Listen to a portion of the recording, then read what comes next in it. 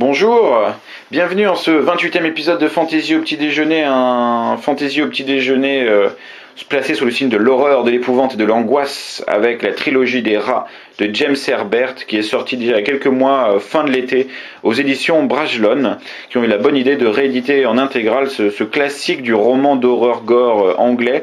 C'était déjà sorti dans les années 70, 73-74 pour le premier rat que vous avez ici en poche. Ces éditions, malheureusement, messieurs, dames, sont totalement épuisées, ça n'existe plus que comme ça.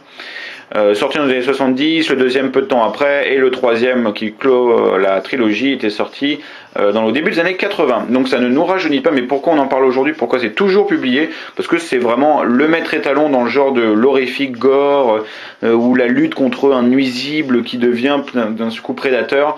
Ça a vraiment été une œuvre très importante pour ça, et c'est pour ça qu'on en parle aujourd'hui, avant évidemment de se régaler de ces magnifiques clémentines. Et oui, l'hiver arrive, c'est bientôt l'heure. Bon, les rats, bah écoutez, le scénar est plutôt évident et simple à résumer, vous l'imaginez bien. Ça tient sur un papier à cigarette, notamment pour les deux premiers. Donc les rats, bah on est à Londres, de toute façon on est tout le temps à Londres. Et voilà qu'il y a une sorte de troupe, un groupe de nains, n'importe quoi, un groupe de rats, excusez-moi, qui a vécu en vase clos, en fait, dans une maison isolée, tenue par une pauvre dame, et ils ont commencé à se reproduire entre eux, ils ont commencé à évoluer doucement, et ils sont devenus plus violents, plus belliqueux, plus malins, plus sournois, un peu plus puissants aussi, et ils vont commencer à attaquer quelques pauvres clochards isolés ou quelques malheureux alcooliques laissés au bord du trottoir. Et malheureusement, ils vont prendre goût à la chair humaine et ils vont commencer à commettre des attaques de plus en plus violentes et de plus en plus audacieuses. Et voilà que notre héros qui s'appelle Harris va se retrouver malgré lui pris dans cette intrigue et va devoir lutter contre ces rats et finalement remonter la source des rats pour essayer de détruire la meute à son cœur, de détruire le chef de clan et éliminer une bonne fois pour toutes cette menace qui pèse sur Londres.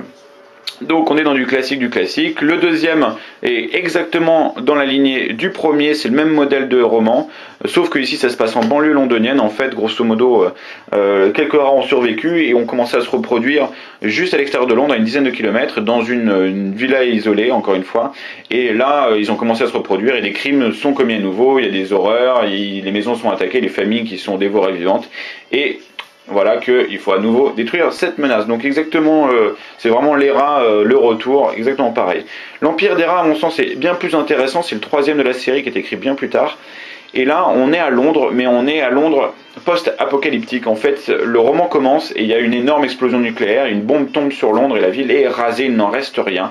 Et on va suivre comme ça pendant toute une première partie du roman nos héros qui sont les rares survivants de cette explosion. Ils ont réussi à trouver refuge dans le métro londonien, à l'intérieur d'un abri anti-atomique construit par le gouvernement, parce qu'ils étaient là, il y avait un mec du gouvernement qui était avec eux et qui leur a indiqué la route. Donc vraiment le coup de chance, mais on est vraiment sur l'explosion, les survivants, la foule dans le métro, les gens qui se sont écrasés, et puis après revenir à l'extérieur, les radiations, l'eau contaminée, les maladies, les gens qui ont la peau qui tombe en morceaux, les bandes rivales, parce qu'évidemment tout le monde commence à prendre les armes, n'importe quoi pour trois malheureux bouts de pain. Et donc on est vraiment dans le récit, on pense à Fallout, le jeu vidéo que vous connaissez peut-être.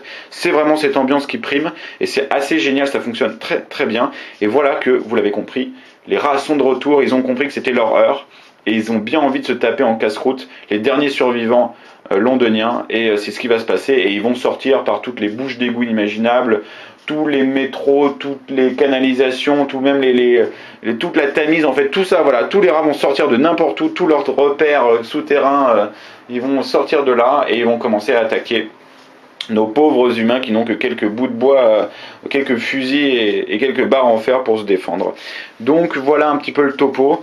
Comme je l'ai dit, c'est plutôt facile à résumer, mais enfin on n'en attend pas moins d'une série qui s'appelle Les Rats, hein. C'est du rentre-dedans, c'est du bourrin, c'est du efficace, on s'emmerde pas avec des détails sur la psychologie des personnages, sur l'enjeu particulièrement au niveau de la stylistique, il n'y a pas d'enjeu non plus.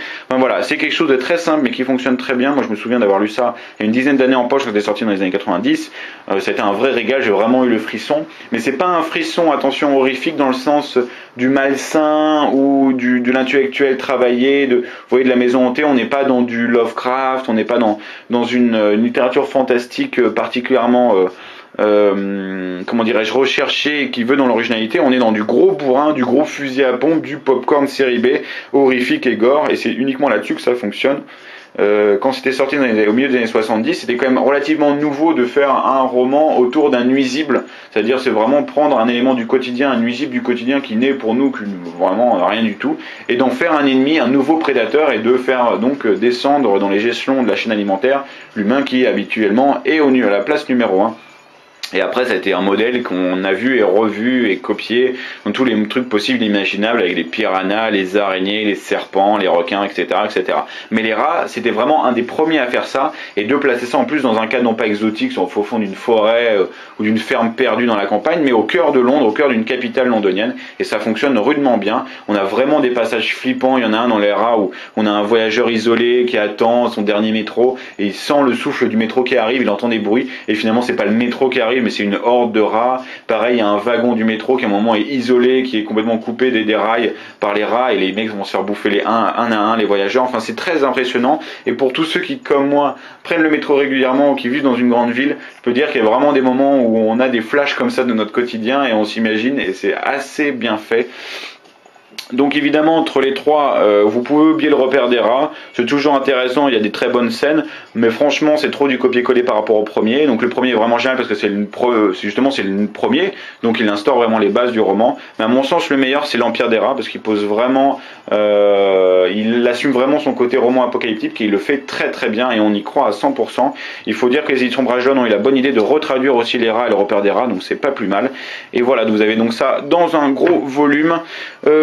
Donc, petit reproche, peut-être une écriture vraiment simpliste, un côté extrêmement expéditif, comme vous avez vu, le rat, hein, c'est très court, hein, c'est vraiment pas très grand, mais c'est pour ça que ça plaît. Mais bon, ceux qui veulent quelque chose de plus fouillé, de plus travaillé, qui aiment les ambiances, le travail sur l'ambiance et finalement l'angoisse qui monte, c'est pas là où vous devez vous ruer, parce que c'est pas une angoisse pour l'instant. Ici, on est vraiment dans du spectaculaire, comme je dis, c'est de l'action, de l'action, de l'action, on est quasiment dans du thriller horrifique en fait plutôt, parce que c'est les mecs qui sont dans une salle isolée et les rats arrivent, etc. Et il faut essayer de s'en sortir. Ça rappelle plus la nuit des morts vivants finalement, ou le côté l'armée des morts avec les zombies qui arrivent. Voilà, c'est du gros bourrin. Mais moi, c'est ce que j'ai aimé et c'est ce qui m'a beaucoup plu. Donc, il en faut pour tous les goûts. Hein. On n'est pas dans du Anne Rice, loin, loin, loin de là. Mais dans ce genre expéditif, c'est vraiment assumé, ça plaît bien. On passe un bon moment, on pense à autre chose. C'est comme un grand film de série B qui vous emmène loin et qui vous fait frissonner sous votre couette, parce que je peux vous dire que quand même les scènes où il y a les rats qui arrivent, on fait pas le malin. Et pour peu que vous connaissiez cette nuisance qui est dans les caves de votre maison ou dans les souterrains de vos immeubles, c'est vraiment plausible, on y croit, et on se dit que peut-être un jour il va falloir dératiser tout ça, parce que ça fait quand même flipper. Donc voilà, moi je vous le conseille, hein, il fait froid dehors, il fait pas beau, il commence à pleuviner, griser. Alors c'est certes, on a des clémentines, mais ça suffit pas.